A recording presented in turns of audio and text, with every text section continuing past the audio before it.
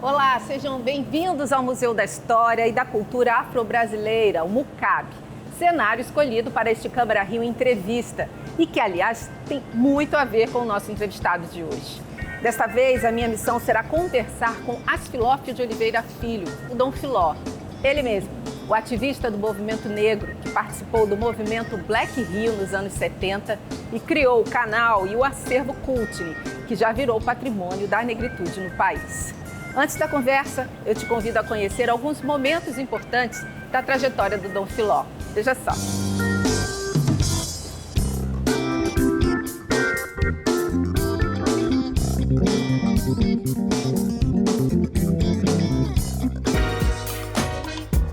O carioca Dom Filó é engenheiro civil, pós-graduado em marketing e com MBA em gestão esportiva, mas atua em várias frentes, como jornalista, documentarista, produtor cultural. Ele é um brasileiro plural, que soma mais de 40 anos de experiências profissionais e também de resistência negra. Deste currículo, podemos destacar a mentoria de festivais que exaltam a cultura negra e o Cultne, maior acervo digital de cultura negra da América Latina. Dom Filó também já contribuiu com o esporte nacional. Foi assessor do ministro Edson Arantes do Nascimento, Pelé, no Ministério Extraordinário dos Esportes. Atuou como presidente do Instituto Nacional de Desenvolvimento do Desporto, fundou a Liga Urbana de Basquete e foi secretário municipal de esporte da cidade do Rio. Pela trajetória profissional, ele recebeu homenagens como o Conjunto de Medalhas de Mérito Pedro Ernesto, na Câmara do Rio, e a Ordem do Mérito Cultural, concedida pelo Ministério da Cultura a personalidades e entidades que contribuem para o desenvolvimento da cultura no Brasil.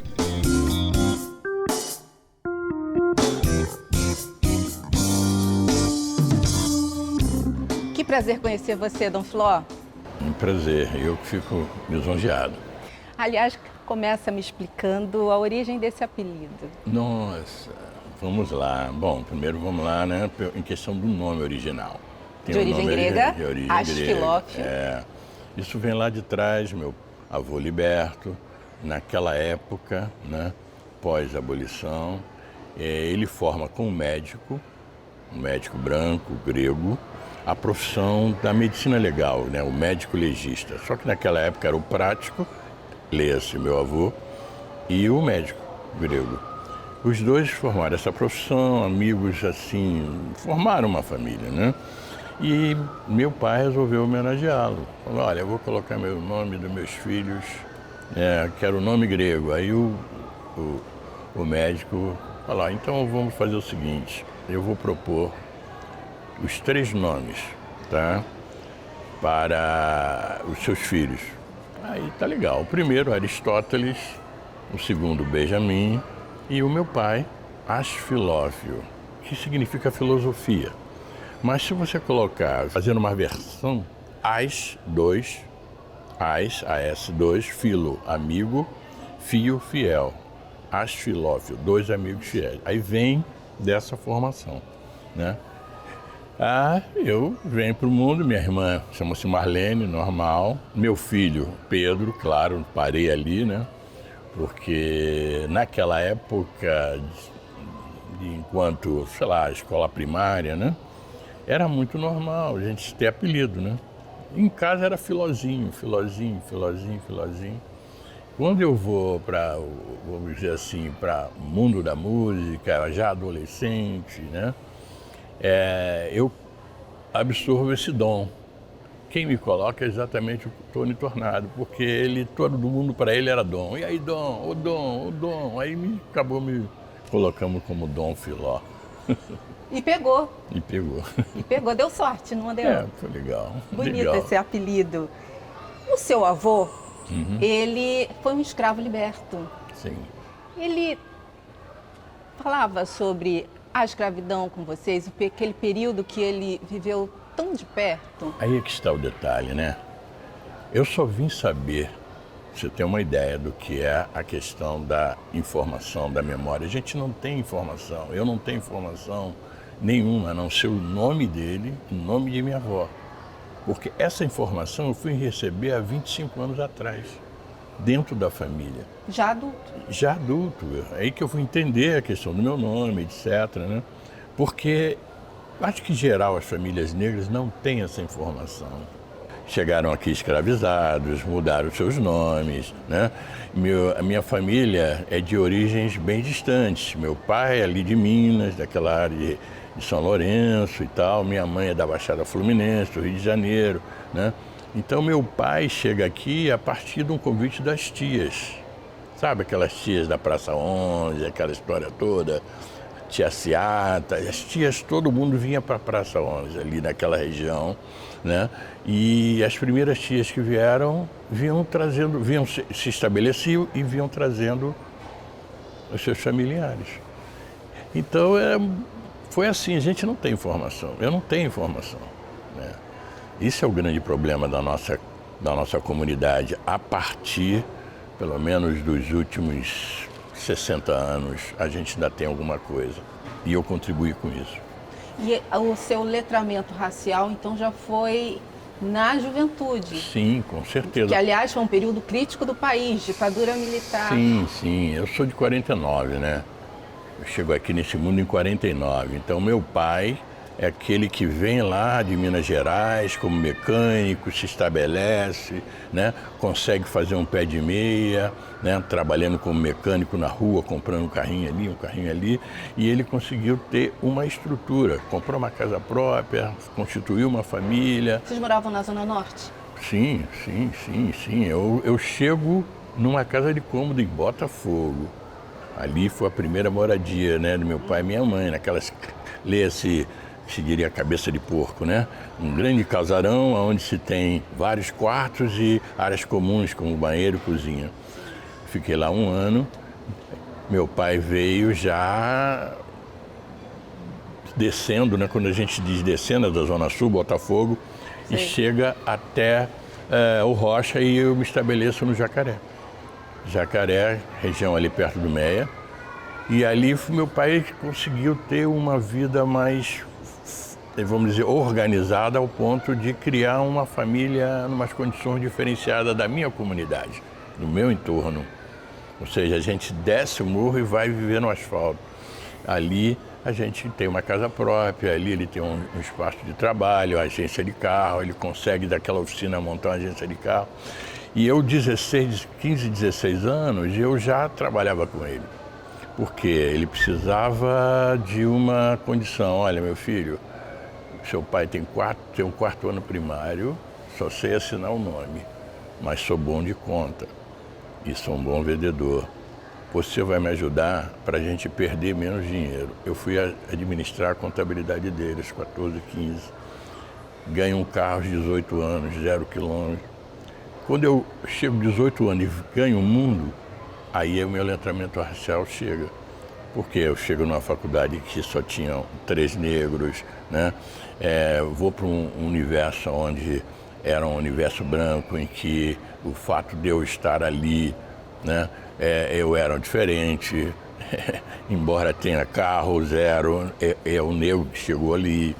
E isso chegou muito forte, 17, 18 anos. E esse letramento, quando chega também a vontade de mudar o mundo. E ele chegou com arte, né? Ele chegou com a música, com a soul music. Sim, porque já na universidade, né, eu saía lá da Zona Norte, lá de Campinho, na Universidade de Souza Marques, Faculdade de Souza Marques, saía direto para o Leme, Copacabana, para curtir a noite. E ali eu me deparava com aquela cultura da música, né, da noite, do entertainment, do business, ou melhor, do show business, né? E aí meu contato com artistas, Tim Maia, Jorge Benjó, Tony Tornado, pessoal do teatro, jogador de futebol, então você tinha uma informação. mas entendia também que aquilo ali era uma bolha, todos éramos nós discriminados. A partir do momento que você busca o conhecimento, foi o que eu fiz, busquei o conhecimento, lendo, né, tendo informação de fora do Brasil, já dos direitos civis americanos, aí a minha consciência eclodiu. E a música foi minha ferramenta. E esse período era um período duro, de perseguição, Sim. Ditadura militar. Sim. Ele te traz quais memórias? As memórias eram memórias muito duras, tá? Porque a vida de qualquer negro, qualquer família negra, era repressão policial. Era o primeiro embate, né? Você tinha, na época, a tal da vadiagem, né? Você tinha que ter carteira assinada. Então, imagina, a comunidade negra toda tinha carteira assinada, imagina, né? Eu tinha uma condição diferenciada, né? Mas outros colegas, toda hora. Então, imagina, eu dirigindo um carro novo, toda hora a polícia baixava, eu queria saber por quê, de onde eu tirei, de onde eu roubei. Isso daí no meu individual. Quando ia para o coletivo, era na festa. Então, a gente resolveu o seguinte, olha, vou fazer o seguinte, vamos criar o nosso próprio espaço. Só que sair de casa para esse espaço de lazer era muito duro, porque existia uma tal de invernada de olaria, tá? Para quem não sabe, era uma polícia especializada que sumia com as pessoas, entendeu? Então a galera, nós negros, quando via aquela invernada de olaria, aquele camburão amarelo e cinza, nossa vida estava em perigo. Era assim o nosso dia a dia. E o seu espaço, o espaço de vocês era o Renascença? Sim, foi um grande espaço. O Clube Renascença? O Clube Renascença, um clube de negros, né? Que chega em 1951 exatamente para resolver essa questão social da comunidade negra que queria se reunir e não tinha espaços, porque esse espaço de lazer eram espaços não negros. E o Renascença não, era o clube, nosso clube, era a nossa casa. Então ali a gente despertou culturalmente, né? E politicamente. Esse movimento Black Rio, ele foi um momento de uma geração tornar-se negra, sim, né? Sim. De se autoconhecer. Sim, sim. Porque a música, as ferramentas utilizadas nesse movimento era exatamente a identidade, busca da identidade, né?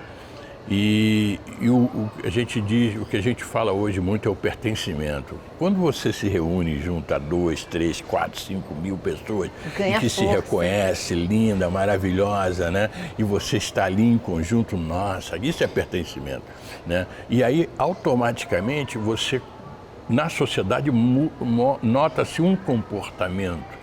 Então, o comportamento gerou um movimento. Quando as pessoas se viam, se vestiam, dançavam, se cumprimentavam, né? Isso foi automático. Agora, isso não foi no Rio de Janeiro, isso vem de fora. Só que nós usamos essa informação de fora, afro-americana, que passou batido pela repressão, que quando ele deixa entrar filmes como Shaft, naquele momento ali, um filme do Shaft, para quem não sabe, né, é bom informar, seria o nosso 007 negro da época, né? Você tinha o James Bond, que era o grande herói branco, né? Detetive, etc. E você tinha o Shaft, que era aquele cara do Harlem, muito parecido com qualquer negro nosso da comunidade aqui do subúrbio, né? Um cara bonito, descolado, se dava bem em todas, né? Isso trouxe para a comunidade uma referência. E nós utilizamos aquilo e ressignificamos enquanto brasileiro. Entendeu? Essa que é a jogada. Nada diferente.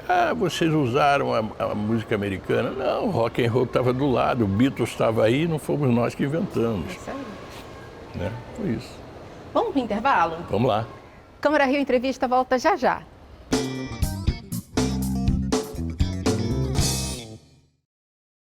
Câmara Rio Entrevista de volta, ouvindo as histórias de Dom Philó. Você chegou a ser detido pela ditadura militar e precisou se exilar nos Estados Unidos. Qual a influência você trouxe de lá? De que forma isso te ajudou a despertar para a importância que o audiovisual poderia ter no enfrentamento ao racismo? Eu tive esse contato direto, né, a partir do momento que eu estive lá no Harlem, né? Imagina, a gente tinha o baile anteriormente no Brasil, a gente recortava as revistas, né, americanas, aquelas fotos, fazia os slides, né? E tinha um contato com o áudio, né? Imagina você ir para a fonte, né? E chegar na fonte, eu me deparei com o advento do VHS, né? Que eram câmeras, né? Câmeras VHS que estavam ali chegando na tecnologia, era o top do momento, né? Então, num determinado momento em que eu pude retornar ao Brasil, eu trouxe esse equipamento. Nascia ali essa gama de vídeos que nós temos no acervo Kutner a partir dos anos 80. Pois é, o audiovisual, ele acabou criando a sua história, né? Profissional, digamos assim. Sim. Trouxe um roteiro da sua vida profissional. Sim. Eu diria que a memória negra, né? Hoje a gente pode dizer com tranquilidade que a memória negra dos últimos 50 anos está garantida. Né? Coisa que na minha geração, para trás, nós não tínhamos nenhuma informação. Até porque a nossa história é uma história oral, né? Sempre foi. Só que a gente pegou essa oralidade e levou para o audiovisual. Então a minha câmera é o griot, a minha câmera, não só a minha câmera, como de outros companheiros também, né? Que formaram esse acervo Kutner, que eram duas produtoras, nós saímos por aí filmando tudo, sem entender que esse material seria uma grande referência nos tempos atuais. E você acabou se tornando um pioneiro, até na cobertura de determinados eventos, né? A vinda de Nelson Mandela ao Rio de Janeiro, o discurso dele no Sambódromo, a formação do Ileaie. São 45 anos, né? A partir do primeiro momento que duas produtoras começam a registrar tudo. Eu cito A Cor da Pele, que era a minha produtora, junto com Carlos Alberto Medeiros. Era a dupla que saía para um lado e a outra dupla, Vicky Birbeck e Hans Adalto, com a produtora Enugo Barijô. Essas duas produtoras formam o acervo Kutner. Então, desses 45, nós tivemos chances de registrar a vinda de Nelson Mandela no Brasil, os bastidores de Michael Jackson na Bahia. Estivemos no Senegal, na ilha de Gorée, da onde saíram os escravizados para o Brasil, né? Tivemos na África do Sul registrando a Conferência Mundial contra o Racismo em Durban. Enfim, nossa... O Brasil mandou um grupo, né? Fui. Com Benedita da Silva. Foi a maior delegação. Foi a maior delegação de toda a conferência e a partir dali nascem vitórias para a comunidade. Por exemplo, as cotas, né? As ações afirmativas, as cotas raciais. Aquilo foi muito importante e a gente ter esse registro foi muito legal. Você acompanha as produções negras hoje do audiovisual? Sim, e até participo, né?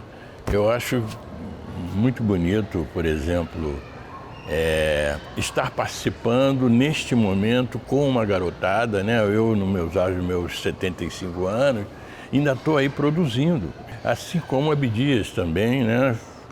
Ficou um bom tempo nesse plano aqui produzindo. Então, eu acho que o último projeto, dois projetos que eu tenho o maior orgulho de ter participado. Um é a história do Gerson King Kong, que nós fizemos, um longa, pena que ele não teve oportunidade de acompanhar, né? E o último que foi o Black Rio Black Power, que é uma síntese desse movimento Black Rio em parceria com duas produtoras. A Osmose Filmes, né? E de Letícia, né? E o grande diretor, né? Emílio Domingos, né? Que também nos brindou com uma direção fantástica. Então, hoje o audiovisual está muito forte. E a Kutner é o berço dessa pesquisa, né? Dali que se pesquisa todo esse material. Kutner TV está no ar.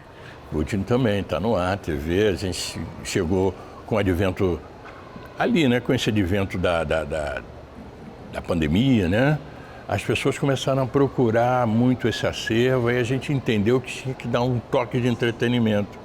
E aí criamos uma TV online, essa TV online foi lançada na nossa plataforma. Em 2023 a gente recebe o convite para ir para a Samsung TV Plus. Aí hoje nós estamos na Samsung, TCL, na Pluto e agora estamos indo para a Roku, distribuindo a nossa narrativa, a narrativa negra. Agora eu tenho uma curiosidade, como o esporte entrou na sua trajetória profissional? Eu tinha uma paixão, né? Eu sempre fui ligado ao esporte, né? E praticamente no futebol, mas foi exatamente no atletismo que virei a chave. E quando eu volto nos anos 80 com esse equipamento, trago um equipamento, intercomunicadores, e a gente recebe o convite do presidente da Federação de Atletismo do Estado do Rio de Janeiro, seu Bi Rodrigues, para registrar a estreia da Mangueira no atletismo na categoria infantil. E eu fui lá, registramos isso, inclusive estava no acervo CUT, e foi com o maior sucesso. Registramos, a Mangueira foi campeã junto do Flamengo, do Vasco, e eu fiquei muito emocionado, porque aquele vídeo serviu de base para que a Mangueira chegasse na Xerox. Olha, está aqui, ó, esse é o esporte da Mangueira, e graças a Deus a Mangueira decolou, né? Se tornou uma grande referência no esporte. Ganhou a sua Vila Olímpica. Ganhou a sua Vila Olímpica. Aí futebol, isso já em 95, eu vou convidado pelo Furacão da Copa, né, Jairzinho, para fazer o marketing no Bom Sucesso Futebol Clube, onde ele estava como treinador.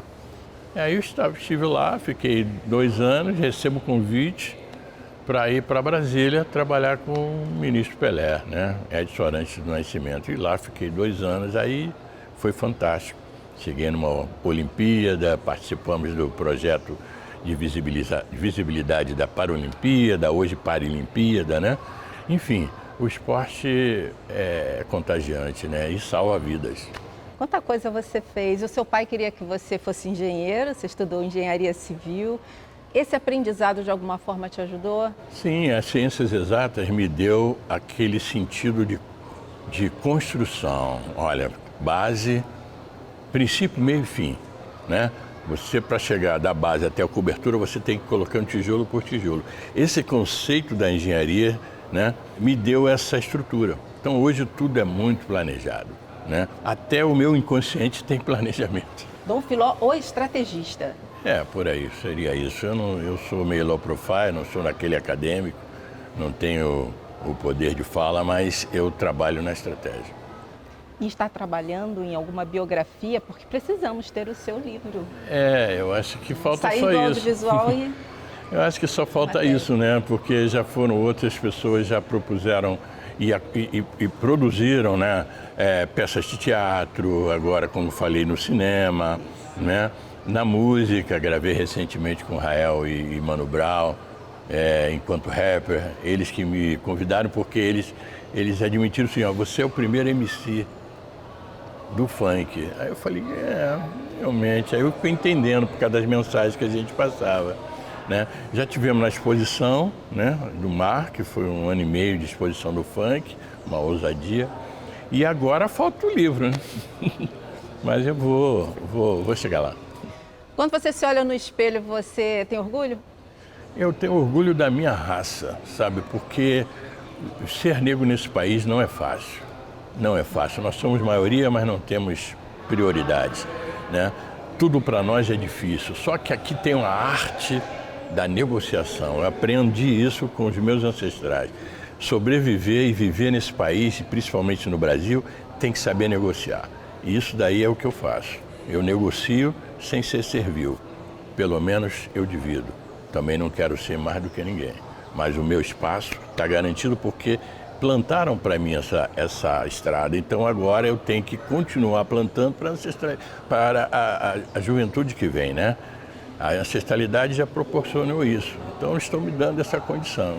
Eu sou muito orgulhoso disso.